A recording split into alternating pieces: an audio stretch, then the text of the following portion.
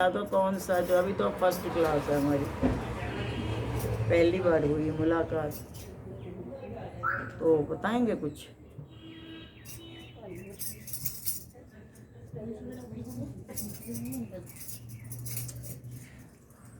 हम ही से विचार कर लो, सही जवाब दे दूंगा।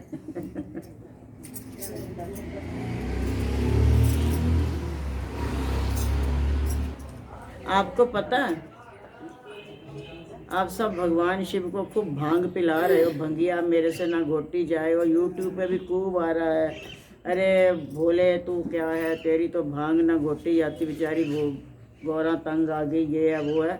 तो भोलेनाथ भांग पीते हैं, पिलाई आपने।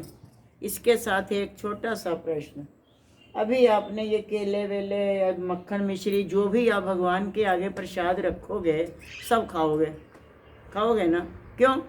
कि वो प्रसाद बन गया, पक्का। तो भोलेनाथ को भांग धतूरा खाते हो, खिलाते हो, तो आग धतूरा खुद क्यों नहीं खाते? वो ना बना प्रसाद।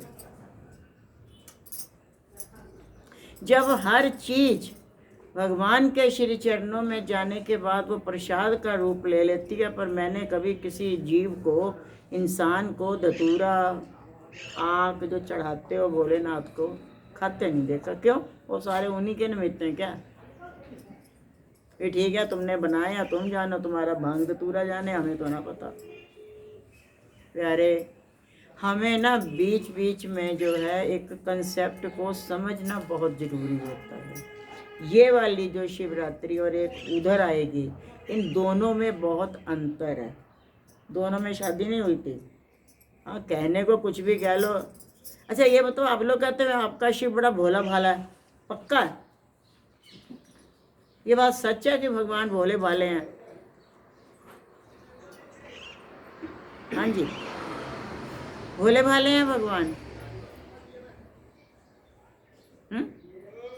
नहीं, भोले हैं पर भाले नहीं है। भोले भोले तो मान लिया, पर वो दूसरा शब्द हमें तो नहीं लगता भोले हैं, भाले हैं वो। आप लोग कहते हो भोले भाले हैं, भोले भाले हैं, भोले हैं। क्योंकि भगवान का एक विचार समझ लो, या ये कलयुग के जीवों के लिए एक सरल रास्ता समझ लो, कि उन्होंने ये एक खोज किया कि चाहे कुछ भी हो, लेकिन एक ऐसी रचना रचा दो ताकि कलयुग के जो जीव हैं, हम सब जैसे, एक सरल सा रास्ता चुन लें। एक और बात बताएं, माता रानी के व्रत सब कर लेते होंगे, भोलेनाथ के व्रत सब कर लेते होंगे, ठीक है, हनुमान जी के भी कर लेते होंगे, वीरवार के भी कर लेते होंगे, शुक्रवार के भी कर लेते होंगे, लेकिन कोई बुधवार का व्रत नहीं करता। बुधवार भगवान विष्णु का है, कोई नहीं करता, क्योंकि उनका जो व्रत है बहुत कठिन है। मिलता जुलता एकादशी में आता है, वो कितना स्ट्रिक्ट होता है, ये नहीं करना, वो नहीं करना, ऐसा है वैसा है। लेकिन भोलेनाथ का जो व्रत है बहुत है, ठीक है, अन्न तो नहीं खाना, और 50 चीज़ें बनाई भगवान ने, वो खा लो, ऐसे कर लो, वैसे कर लो। तो ये भगवान ने एक हमारे लिए बहुत सरल सा रास्ता बनाते हुए ये बात रखी हुई है कि जैसा भी हो, सरल से सरल तरीके को लेते हुए हमारा ये काम बनता है कि हम जैसे भी हो चलाते चले जाएं। अगर कठिन है, भगवान विष्णु का कठिन है तो लोगों ने छोड़ दिया, अब भगवान शिव का भी कठिन होगा तो फिर कोई नहीं कहेगा भोला वाला, फिर तो सभी सख्त वाली लाइन में खड़ा कर देंगे। तो ये एक सरल रास्ता है। और एक बात, भगवान जो शिव हैं, आप लोग उन्हें शिव शंकर कहते हो, है ना? कोई गलत हम कहें तो बता देना, कहते हैं ना आप सब भगवान शिव शंकर, पक्का? इधर वाले शिव शंकर है ना? तो क्या उनका नाम वास्तव में शिव शंकर है?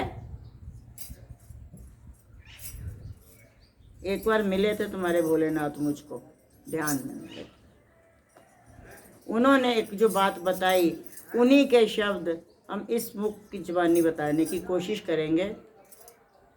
उन्होंने ये कहा कि बेटा, मेरा नाम शिव है, शंकर नहीं।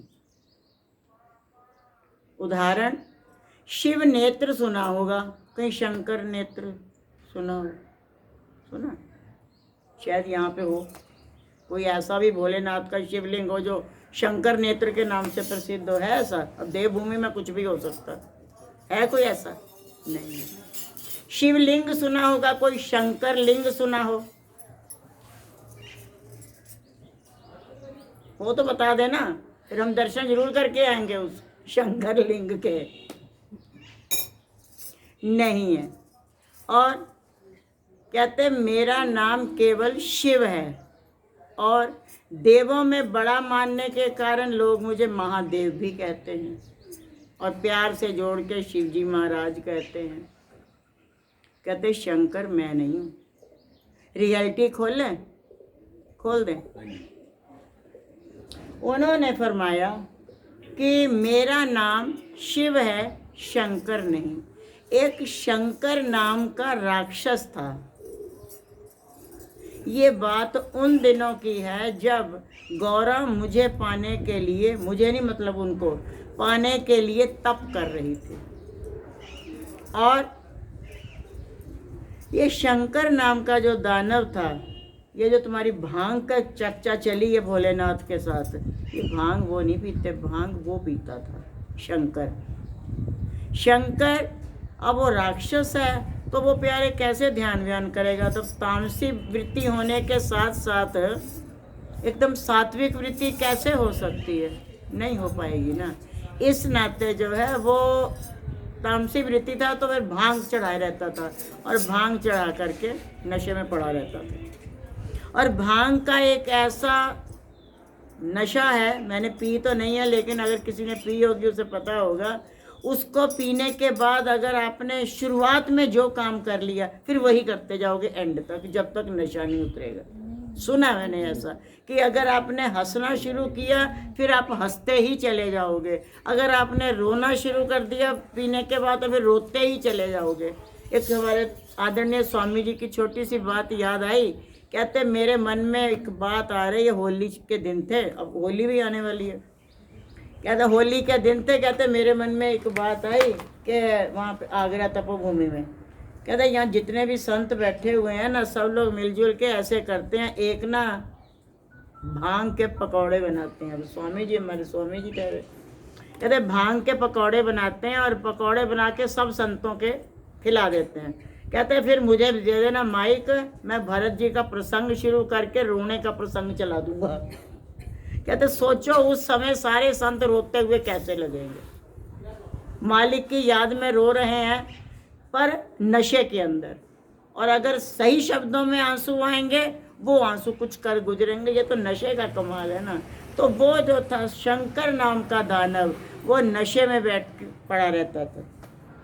माता सती तो हमारी वैसी, गौरा तो वैसे ही सती थी, लेकिन ये भाई साहब एक और बात ऐसी होती थी जिसके कारण माता गौरा का एक और सत्य विश्वास हो जाता था। वो क्या?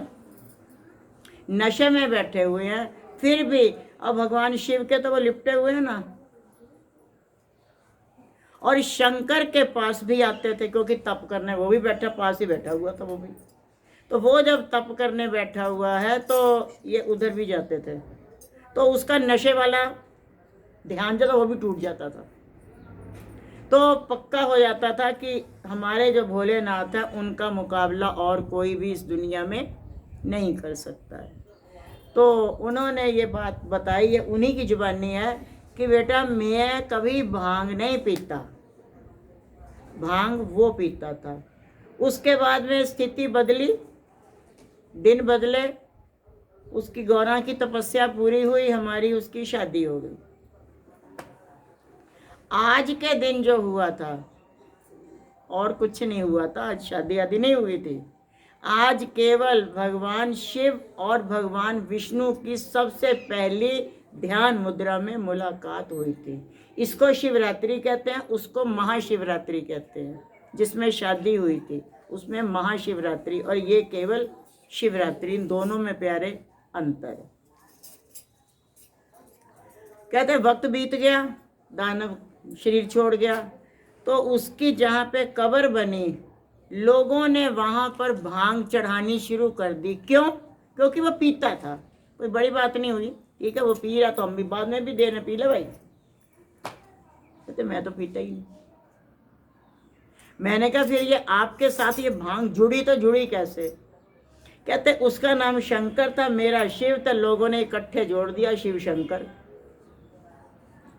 तो कहते मैं भी सोचता हूँ ये कलयुग के जीवों के अंदर जो है कुछ है तो है नहीं बेचारों में, ठीक है, भोले भाले लोग लगे हुए हैं, हीले से कम किसी न किसी हीले से लगे रहें। तो मैं भी सोचता हूँ भांग तुम्हारी हम शिव के शंकर के एरिया में डाल देंगे और तुम्हारे जो है प्रसाद हम स्वीकार कर लेंगे। और आँख धतूरा कोई नहीं खाता, ऐसे बेचारे को जो है तो तुम भी खाओ, क्योंकि जो चीज़ भगवान के श्री चरणों में पहुंच जाती है तो वो तो फिर प्रसाद हो गई। जब प्रसाद हो गई, या हलवा चढ़ाया भगवान को तो खुद खा गए, मिश्री चढ़ाई तो खुद खा गए, और जो कुछ भी चढ़ाया बड़े आराम से खा गए, ड्राई फ्रूट चढ़ाया खा गए, फिर धतूरा क्यों नहीं खाते? ये केवल परमानेंट भोलेनाथ के लिए क्यों रखा हुआ है? वो उन्होंने बताया कि मेरी सिर्फ 3 पसंद हैं, फूलों में बेलपत्र, फलों में बेर, और कच्चा दूध। उबला हुआ नहीं, कच्चा दूध जो शिवलिंग पे चढ़ाते हो तो कच्चा होना चाहिए, तो अच्छी बात है, नहीं तो फिर वो कहते हैं कलयुग के लोग कुछ भी करें पर करते रहें। मैं तो ये चाहता हूँ कुछ तो करो, कम से कम हिले से तो लगो, ना करने से तो सही है। तो भगवान कहते करते रहो, पक्का चढ़ाओ, कच्चा चढ़ाओ, सूखा चढ़ाओ, कैसा भी करो, तुम कुछ भी कर लो, बात चलता है। तो मेरे मन में ना एक छोटी सी बात आ गई, मैंने बेनती की, मैंने कहा पिताजी ये तो आपने अपनी पसंद बताई, तो हमारी माँ की भी तो कोई पसंद होगी। आपको पता माता जी को क्या पसंद है? पता है? ऐसे या ऐसे तो कर ही दो, या ऐसे कर दो या ऐसे कर दो। मालूम आपको कि माता पार्वती जी की पसंद क्या, और आपने उनकी पसंद कभी जानने की कोशिश भी नहीं की होगी, है? पता नहीं। जब हमने बेनती की तो माता जी भोलेनाथ से पहले ही बोल पड़े। माता जी पास ही तो बैठे ही थे, तो माता जी बोले बिटिया क्या तू मुझे इनसे अलग कर रही है? मैंने कहा नहीं, ये मेरी जरूरत, केवल पसंद की बात है। पसंद तो पक्की बात है, एक घर के अंदर अगर एक ही माँ के 2 बेटे हैं, उनमें भी पसंद अलग अलग होती। किसी को कुछ पसंद है, किसी को मीठा बहुत पसंद है, किसी को मीठा भाता नहीं, वो नमकीन पसंद करता है, मीठे वाले को नमकीन नहीं अच्छा लगता। तो पसंद की बात पूछी मैंने, अगर कोई गुस्ताखी हो तो माफ़ करना, केवल पसंद की बात पूछी गई है। तो उन्होंने कहा बस जो इन्हें पसंद वो मुझे पसंद। एक बार तो मैंने भोलेनाथ जी से प्रार्थना की, मैंने कहा प्रभु, आज भी वो दृश्य आ रहा सामने, कहते हैं, मैंने कहा प्रभु कुछ तो पसंद होगी, सही बताऊं? भगवान की आंखें नम हो गई। कहते हैं बेटा इस कलयुग के अंदर दुनिया इतनी स्वार्थी है, इतनी स्वार्थी है, अपने स्वार्थ के चलते आज तक किसी ने ये जानने की कोशिश नहीं की कि मेरी उमा को क्या पसंद है। ये शब्द जब उन्होंने कहा ना, मेरी उमा को क्या पसंद है, बिल्कुल ऐसे लगा जैसे दिल से बात निकले हैं कि वो चाहते हैं इस बात को, पर उनकी पसंद को किसी ने पूछने की कोशिश ही नहीं की। मैंने कहा चलो आप हमें बता दीजिए, हम ही आगे सप्लाई कर देंगे, मान लेगा कोई तो उनकी मौज, नहीं मानेगा तो उसकी मौज।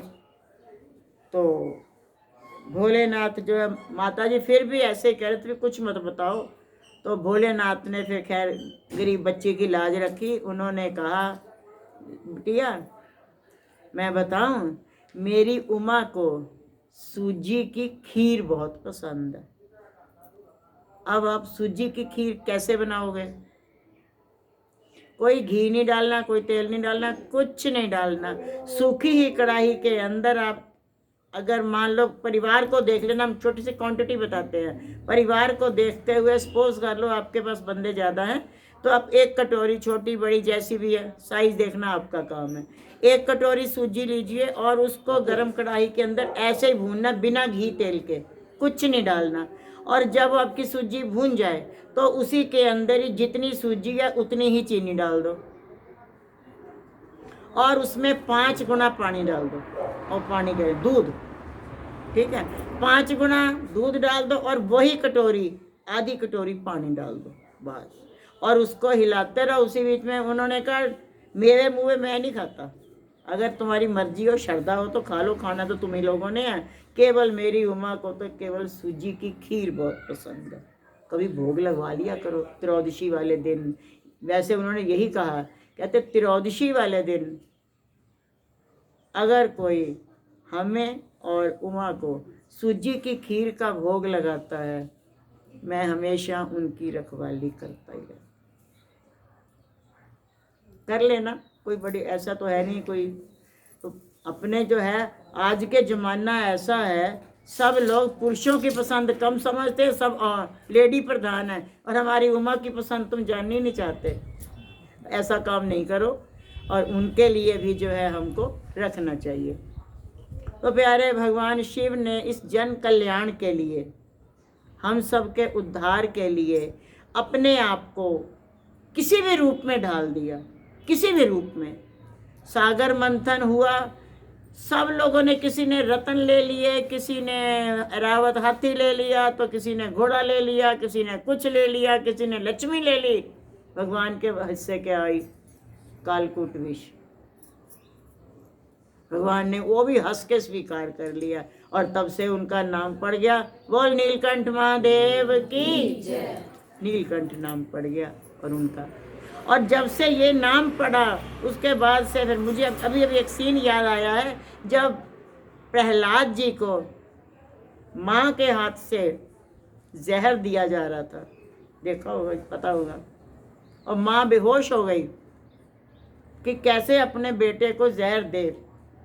तो उस वक्त बेटे ने देखा कि माँ को पता नहीं क्या हो गया, अरे माँ इतनी जहर को पीना है, कोई बात नहीं पी लूँगा, है ना मेरे श्री हरि, बचा लेंगे। और श्री हरि के भरोसे उसने जो है जहर पिया। जैसे उसने गिलास उठा के पीना ही शुरू किया, तैसे ही भगवान विष्णु दौड़ के कैलाश पे भगवान भोलेनाथ के पास जाते हैं, बोले प्रभु बचा लेना इस भक्त को, बचा लेना प्रभु।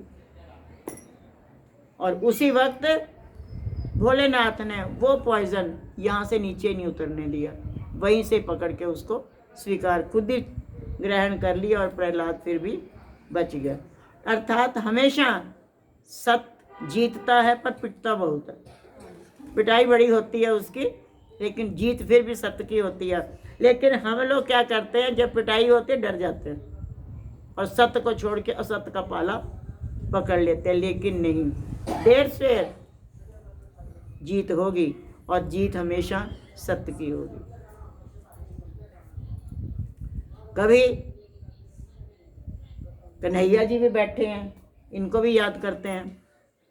रास लीलाएं होती हैं, गौरा जी रोज जाती हैं, और एक दिन भोलेनाथ ने कहा प्रभु गौरा भी मैं भी जाऊंगा।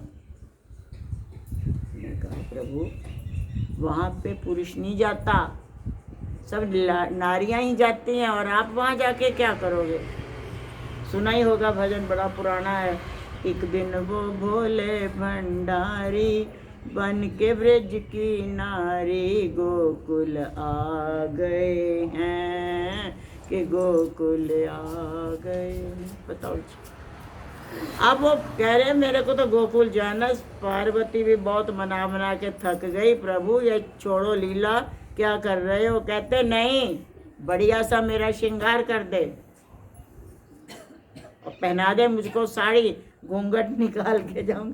हमें याद आता तो सोचे भगवान लग कैसे रहे होंगे, ये जटाएं और ये चंदा मामा और वो सब कहाँ छिपाया होगा, गंगा मैया, ये सब छिपाए कहाँ होंगे?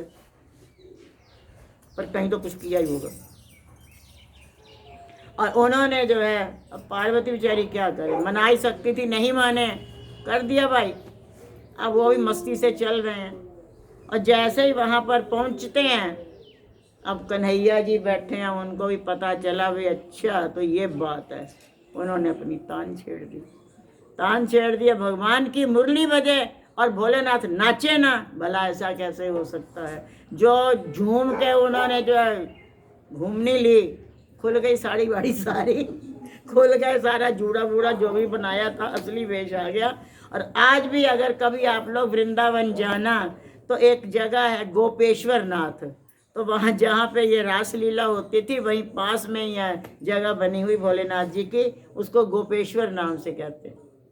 और पार्वती जी ने जब तैयार किया था तो उन्होंने एक बात कही थी कि प्रभु कभी जन कल्याण के लिए विष्णु ने नारी का रूप धारण किया था ना, मोहिनी अवतार जब हुआ था तो उन्होंने नारी का रूप धारण किया था। और आज तो प्रभु फिर आप ही की बारी है, आप ही कर लो, क्या करोगे। और इन्होंने जा करके वहाँ पे अपना खेल किया। तो क्या है, भोलेनाथ के अंदर हमेशा जब राम रूप में आए हैं तो देखिए उनके दर्शन करने के लिए कैसे कैसे गुप्त रूप से जो है चले आ रहे हैं। भगवान कृष्ण का जन्म हुआ है, अब दर्शन करने जाऊंगा, मेरे विष्णु ने अवतार लिया, कन्हैया के बाल रूप के तो दर्शन करने हैं, है ना। तो क्या है, भगवान शिव की जो लीलाएं हैं, छोटी छोटी भी बातें को किसी भी जगह पे अगर हम सोच लें, उनको याद करके आनंदित हो सकते हैं, लेकिन उसका अवलोकन मत करने लग जाना।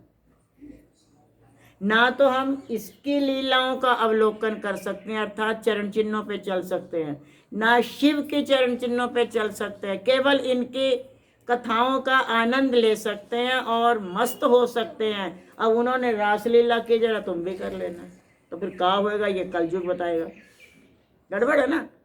तो हाँ, राम जी के जो चरण चिन्हों पे उन्होंने, रामायण पढ़ोगे तो शुरू से लेके एंड तक सारा जीवन उन्होंने मर्यादा पूर्ण निकाला। उनके जीवन का हम बड़े प्यार से अवलोकन कर सकते हैं और उन्हीं के चरण चिन्हों पे माता पिता की आज्ञा में रहना, उनका जो सत्कार करना, और हर तरह से किसी भी गुरु वशिष्ठ जी का, बड़ों का छोटों का किस तरीके से मर्यादा स्थापित करनी है, राम जी के जीवन का हम अवलोकन कर सकते हैं। लेकिन ना तो भोलेनाथ ने तो जहर पी ली जन कल्याण के लिए, और हम अपने स्वार्थ के लिए दूसरों की जिंदगी में जहर घोलते रहते हैं और हमसे कुछ नहीं होता। यही तो होता है, कोई भी बात हो, ये अच्छे वाले बैठे हैं, इसकी बात उधर कर दी, उसकी बात उधर कर, तुम दोनों लड़ो, हम निकल गए, ये क्या हुआ भाई।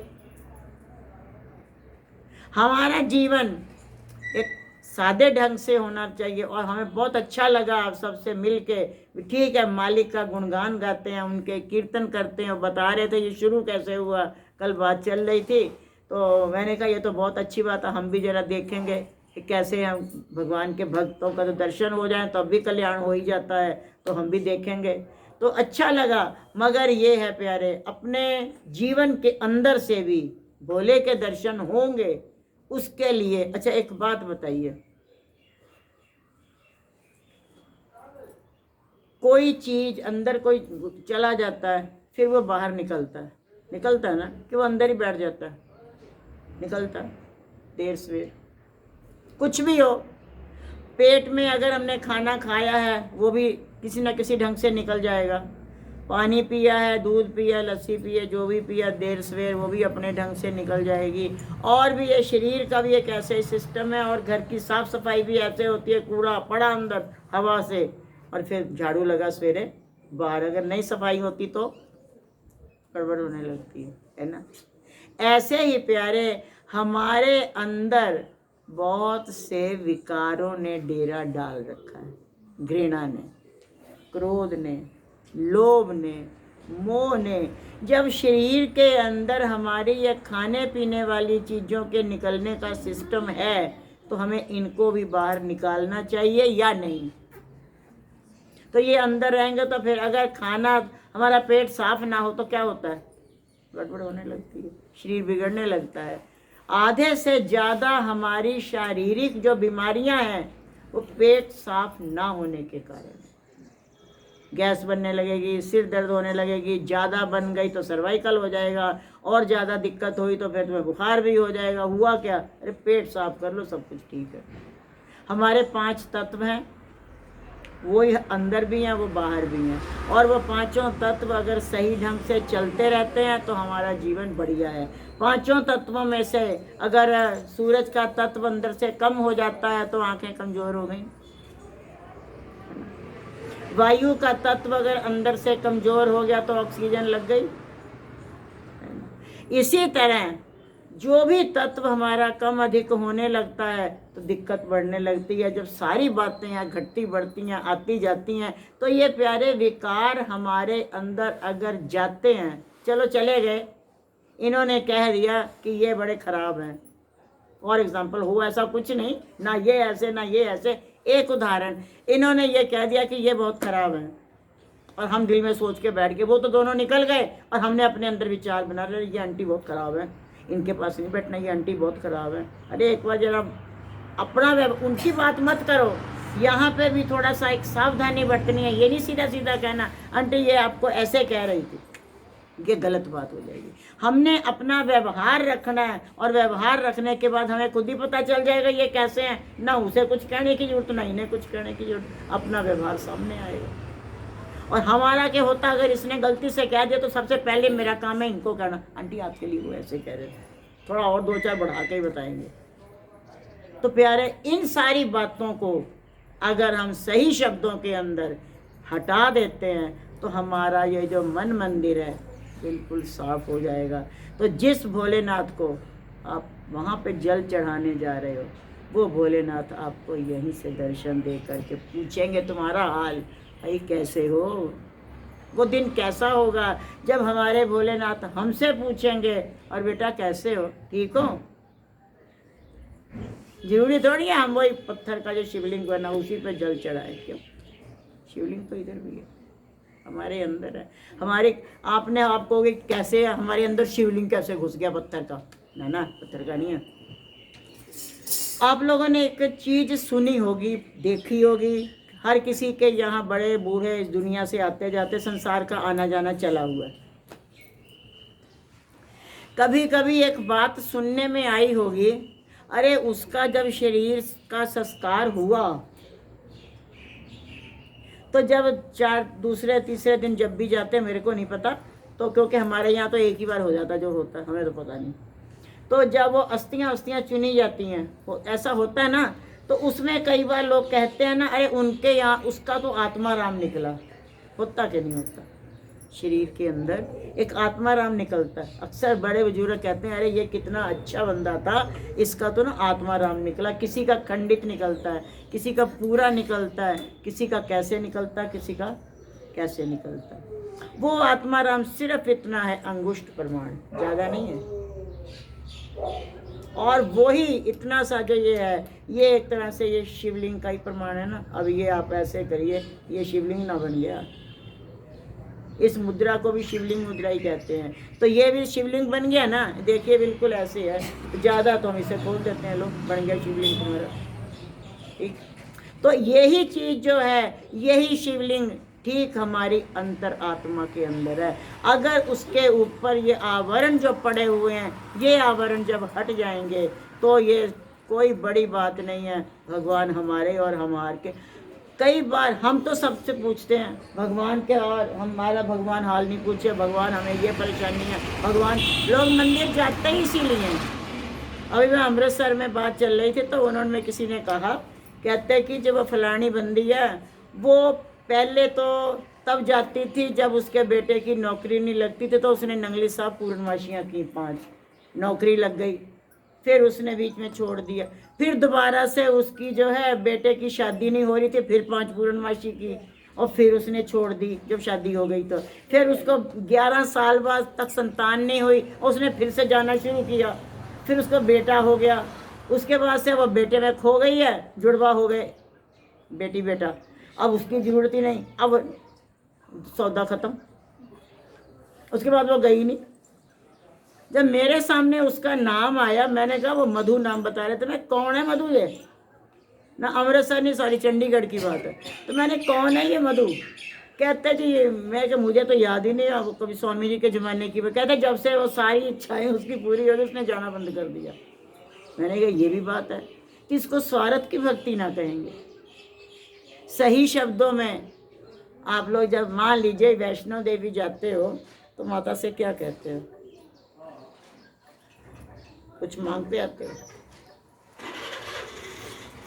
हैं? हम बताते हैं आप क्या कहते हो? माता रानी कृपा रखी, परिवार से सुख शांति रखी, है ना? भोलेनाथ को भी जल चढ़ाओगे, बदले में ये सुख शांति, माता हमारे परिवार में सुख शांति रखी। अरे कैसा हमारा परिवार? जब हम सब कह रहे हैं कि हम सारे उन्हीं के बच्चे हैं, तो फिर हम सारे उन्हीं का परिवार तो हुए, है ना? तो जब हम उन्हीं के हैं तो हम उनकी, हमारी चिंता वो खुद ही कर लेंगे, कहने की जरूरत ही नहीं। स्वामी जी की एक बात याद आई। स्वामी जी बताते थे, कैथल की बात है। स्वामी जी कहते एक वो गुप्ता जी अब तो नहीं है, तो उनके साथ वो गए वैष्णो देवी, और वैष्णो देवी दर्शन करके वापस आ गए कैथल। तो जब कैथल वापस आए तो ऐसे खुली छत थी, कवर नहीं थी, ऐसे गर्मियों के दिन थे, छत पे लेटे हुए। तो वहाँ माता के सामने एक बात कह के आए थे।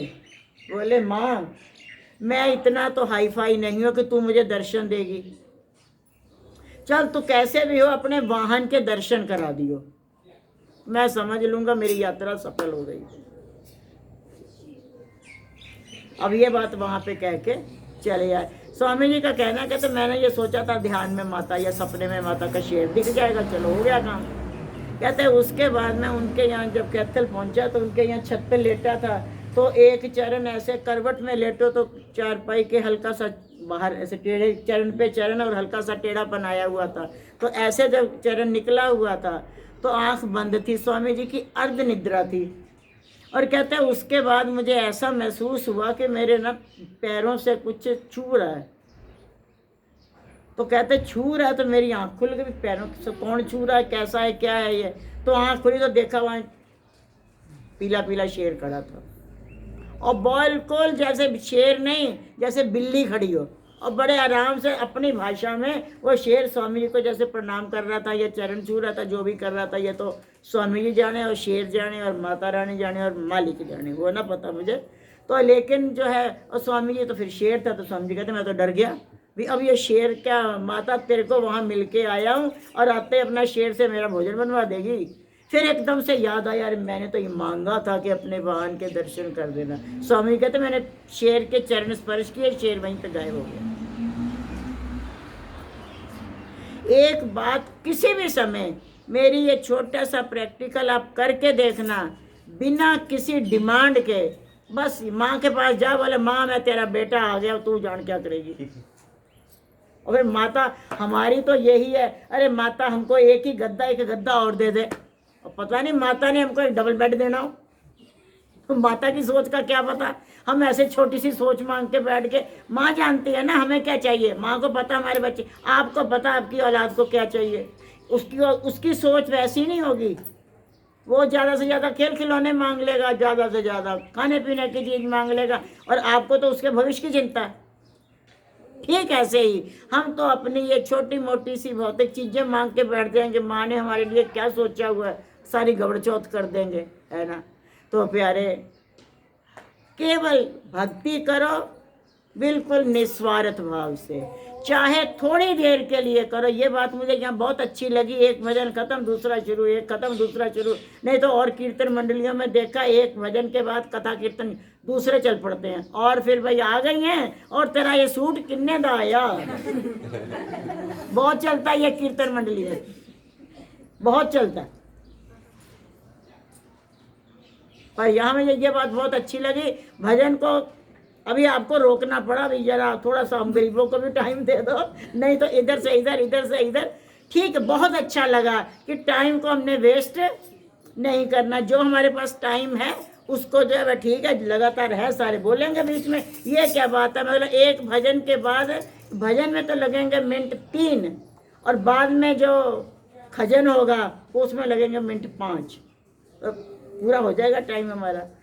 ठीक, बहुत अच्छा प्यारे, इसी तरह उस मालिक के गुणगान गाते रहो, मालिक आपके कंठों में सरस्वती का वास कर दे, और बिल्कुल खूब धूमधाम से उसके गुण गाना, उनके दर्शन करना। लेकिन किसी समय किसी भी मंदिर में एक छोटा सा प्रैक्टिकल करके जरूर देखना, निस्वार्थ भाव से, जाना और बाद जाके दर्शन करना। अभी हम त्रिलोकपुर गए थे कल, तो हमने उनसे ये कहा कि हाँ भाई हम आ गए। तो वहाँ पे मंदिर सजा रहे थे, तो मैंने कहा प्रभु आ गए, अब चलो हम जा रहे हैं। और मेरे को उधर जाना था, जगह नहीं मिल रही थी। मैंने कहा हम खास काम के लिए रुके नहीं वहाँ पे, बस प्रणाम करके चले आए। तो क्या है प्यारे, अगर तुम भी इस ढंग से जाओ कि तुम्हारे जाने से भगवान खुश हो जाए, इस ढंग से जाओ कि भगवान को भी हंसी आ जाए, तब तो बात है। अगर हम हमेशा उनके बाहर रोते हुए ही जाएंगे तो वो भी कहेंगे आ गया रोंदड़ू। आपकी कोई सखी सहेली हर समय आपके पास आए और घर के रोने की बात करती रहे, कुछ दिनों के बाद आप उसे घबराने लग जाओगे कि ये जब भी आती है अपना रोना धोना ही करती है, कन्नी कतराने लग जाओगे। ज़्यादा होगा तो बच्चों से कह दोगे, कह दो मम्मी घर पे नहीं है। एक मुझे याद आई बात, हम बहुत छोटे थे, इससे भी बहुत छोटे, बस इतना कि थोड़ा थोड़ा बोल लेते थे। तो एक कोई पापा के दोस्त आए, अब क्या था मामला ये तो पापा जाने अंकल जाने। तो मेरे से पापा ने कह दिया, कहते घर का नाम लेके, कहते रानो जाओ जाके ना अंकल से कह दो पापा घर पे नहीं है। और हम थे। मैंने कहा अंकल अंकल पापा कह रहे हैं पापा घर में नहीं है। वो अंकल वहीं से चिल्लाए, सिंह साहब बाहर आ जाओ, पता चल गया अब यही हो। और बाद में पापा ने मुझे डांटा, मैंने आपने ये थोड़ी बताया था कि कैसे बोलना है, आपने कहा था कह दो घर पे नहीं है। तो मेरे को लगा ये कोई वेटिंग रूम में चल रहा होगा, तो ठीक है नहीं है तो नहीं है, अब आप मैं तो जाओ। तो क्या है प्यारे, हंसते हुए जाओ, कभी जाओ जा कर के पूछो और भोलेनाथ आप लोगों ने खूब जल चढ़ाया, खूब भगवान की पूजा की और हम नहीं गए। ये लोग भी गए थे और हम नहीं गए, नाम जाते। और मैंने भोलेनाथ से एक बात कह रखी है, भगवान ये सब ठंडा ठंडा जल डाल के आपको बीमार करेंगे, पक्की बात है शाम को मेरे पास आना, अदरक वाली चाय और एक क्रोसिन जुड़ के लाऊंगी। तो अगर भगवान, उनको क्या होना है, लेकिन उनके चेहरे पे मुस्कान तो जरूर आती होगी एक बार कि ये इस पागल को देखो। तो ऐसे भाव लेकर के जाओ मन के अंदर कि भगवान खिल जाएं, अरे ये आए मेरी सखी बढ़िया, ये आए भक्त। तो भगवान ये ना हो कि जैसे आप उससे घबरा रहे हो तो वो आप सबसे घबराना शुरू कर दे, ऐसा नहीं होना चाहिए। मन को ऐसे, और लोग पूजा करते हैं, मन कहीं, चित्त कहीं, जबान कहीं, निगाहें कहीं। कई जगह हमने देखा वो आरती हो रही है ऐसे मंडली के अंदर, ओम जय जगदीश, और चार पानी रख दो उधर, जगदीश हरे स्वामी जय जगदीश, और देखे बाजारों राजू जय के समोसे ले आया। आरती तो कर लो वरना रहने दो, भगवान बिना आरती का ठीक है, कोई परेशानी नहीं उनको। तुम नहीं आरती करोगे तो ना सही, उनको तुम्हारी आरती को कोई प्यार ही नहीं है, कोई उनको ना आरती की ज़रूरत है। करते हो तुम अपने स्वार्थ के लिए करते हो, क्योंकि लोगों के अंदर एक बात आ जाती है, अरे अगर सवेरे उठ के भगवान की पूजा ना की तो हो सकता है दुकान की बोनी अच्छी ना हो। मामला उनका नहीं है, मामला हमारा ही है प्यारे। सच बहुत कड़वा होता है, लेकिन इसलिए प्यारे ज़्यादा नहीं कहेंगे। आपको शिवरात्रि का बहुत बहुत प्यार और आशीर्वाद। इसी के साथ एक छोटी सी ध्वनि लगाएंगे, ओम नमः शिवाय बोलो, ओम नमः शिवाय, ओम नमः शिवाय बोलो, ओम नमः शिवाय, ओम नमः शिवाय, ओम नमः शिवाय,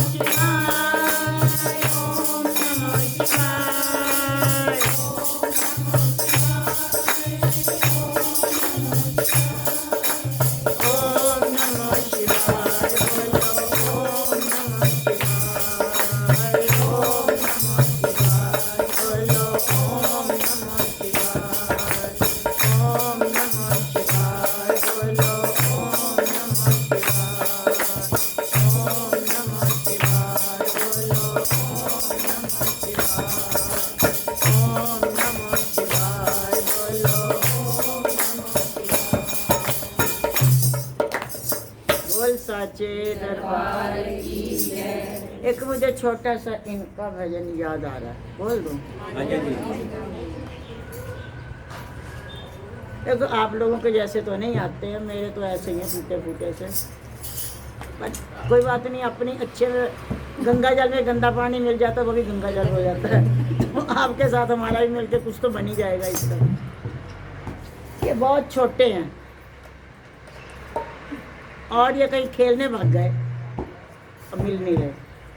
मैया बड़ी परेशान हो गई है और आप सबसे पूछ रही है, कहाँ खेलन निकल गयो मेरो लाला, कहाँ खेलन निकल गयो मेरो लाला, कहाँ खेलन निकल गयो मेरो लाला, कहाँ खेलन निकल गयो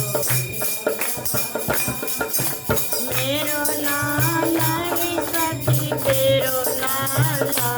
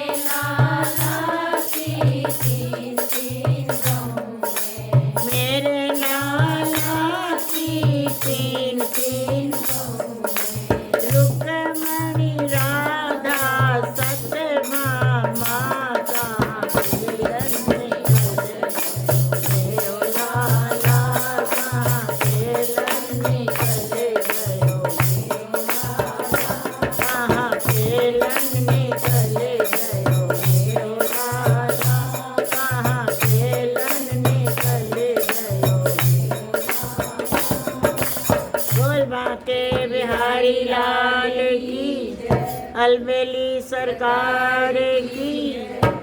जयकारा शेरा वाली दा, जयकारा माँ चामुंडा देवी का,